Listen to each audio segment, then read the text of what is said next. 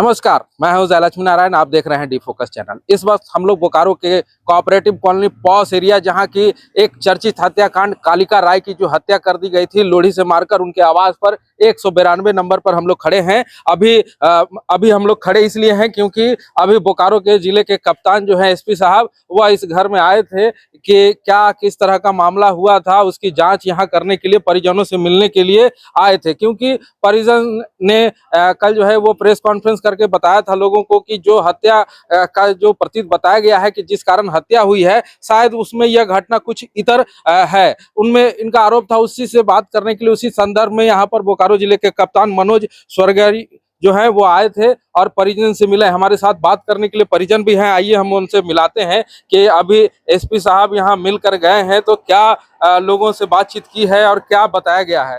जिले के कप्तान आए थे, क्या कह के गए, क्या बातें हुई आपकी उनसे? हाँ जी, उन्होंने पूरे घर का इंस्पेक्शन अपने इच्छा के अनुसार हर एक जगह जहाँ जहाँ वाकया है उन्होंने देखा और उसके अनुसार उन्होंने कहा कि नहीं, एक आदमी का ये काम नहीं है, मल्टीपल आदमी का काम है, एक से ज़्यादा आदमी का काम है। एक औरत तो नहीं कर सकती है।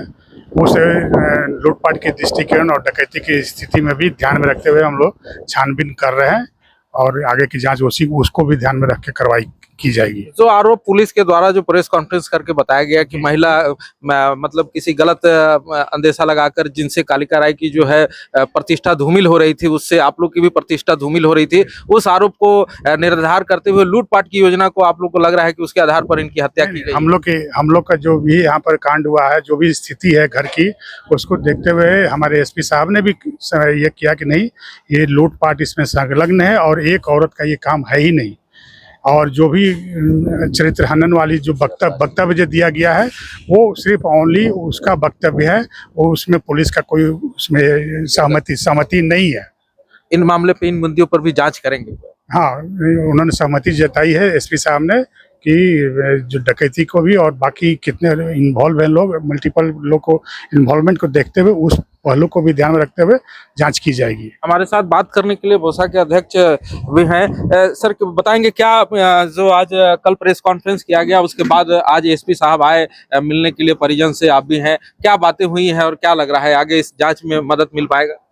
कल एसपी साहब से हम लोग शाम को 7 बजे मिले थे और यहाँ की जो फिजिकल कंडीशन है घर के अंदर की, वो सारी चीज़ों को हम लोगों ने अप्राइज किया और अप्राइज करने के बाद उनको कन्विंस करने का प्रयास किया कि आके आप देखिए, खुद अपने एक आई विटनेस बनिए कि क्या सिचुएशन में वो मर्डर हुआ है। तो एसपी साहब खुद आए और देखे उन्होंने कि तीनों रूम को देखे, सारी इस स्थिति को देखे। तो जो मेरा जो शक था वही शक सर के भी संज्ञान में आ गया है और निश्चित रूप से जो हम लोग का शक है कि उसमें मल्टीपल लोग इन्वॉल्व होकर के उनका हत्या किए हैं, उस एंगल से जांच पड़ताल अब आगे बढ़ेगी। और फिलहाल के लिए मैं प्रशासन से ही मांग करता हूं कि पीड़ित परिवार को तभी न्याय मिलेगा जब उसके पूरे परिवार के लोगों को गिरफ्तार करके उनसे पूछताछ की जाएगी। क्या लगता है, महिला जो आरोप लगा रही है कि उन्होंने अपना ये कर लिया है, स्वीकार कर लिया है कि हमने ही मारा है उनको, तो और भी लोगों को बचाने के लिए वो इस तरह का बयान दे रही है कि और भी कोई लोग इसमें ना आए परिवार? देखिए, उनको यस, यही सही कारण है। आप उनका पहला वक्तव्य को निकाला जाए, उसमें उन्होंने शायद स्वीकार किया है कि हम ही नहीं, हमारे और लोग भी शामिल थे उसमें, लेकिन किसी की सलाह पर उन्होंने अपने बयान को बदल दिया है।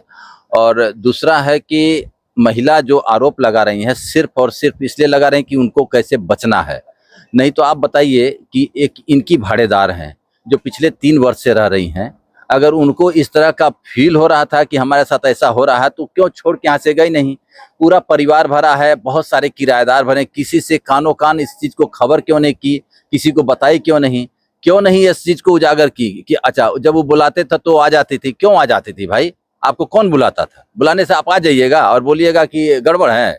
तो इससे ये सारा सिचुएशन, अगर गड़बड़ था तो आप जाते ही नहीं मिलने? पहले से आपको प्रतीत हो रहा है कि ये आदमी गड़बड़ है तो हमें नहीं जाना चाहिए अपना अस्मिता को बचाने। एग्जैक्टली। तो झूठ जो है झूठी होता है और कितना भी झूठ को आप छिपाइएगा तो कहीं न कहीं एविडेंस छोड़ करके वो चला जाता है।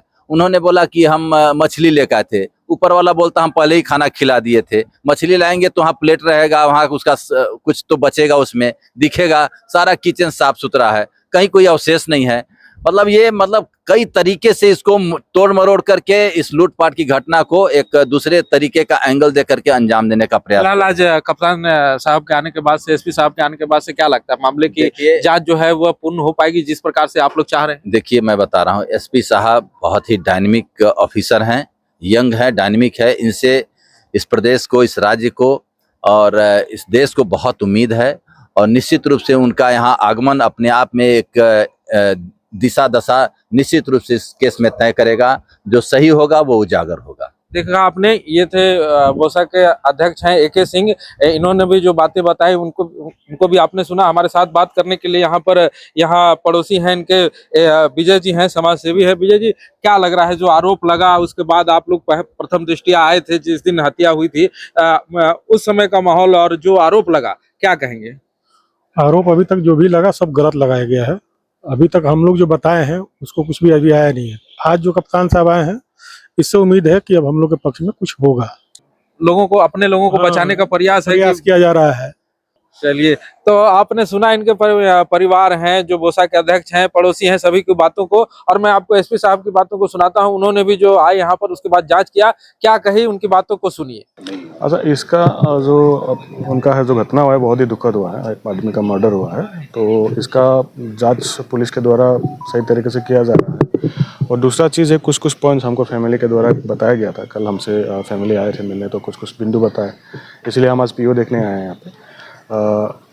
हो सकता है कि डकैती के साथ मर्डर हुआ होगा, तो इस बिंदु पे हम लोग छानबीन कर रहा है। और कुछ पॉइंट जो फैमिली के द्वारा दिया गया उस हर बिंदु पे हम लोग छानबीन कर रहे हैं। जो उस दिन महिला स्वीकृति बयान दिया था उसके आधार पे वो प्रेस विज्ञप्ति बने थे, उस पर फिर भी हम लोग और जांच उसमें कर रहे हैं।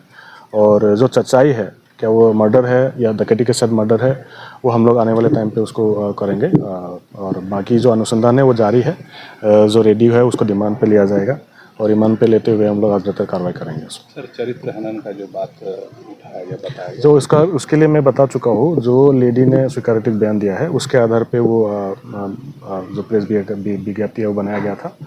लेकिन क्योंकि ये बहुत ही मेजर मामला है, 85 साल का बुजुर्ग आदमी है जिसके साथ मर्डर हुआ है और जो अकेले थे घर में, तो इसके ऊपर और छानबीन करने की ज़रूरत है और हम लोग कर रहे हैं।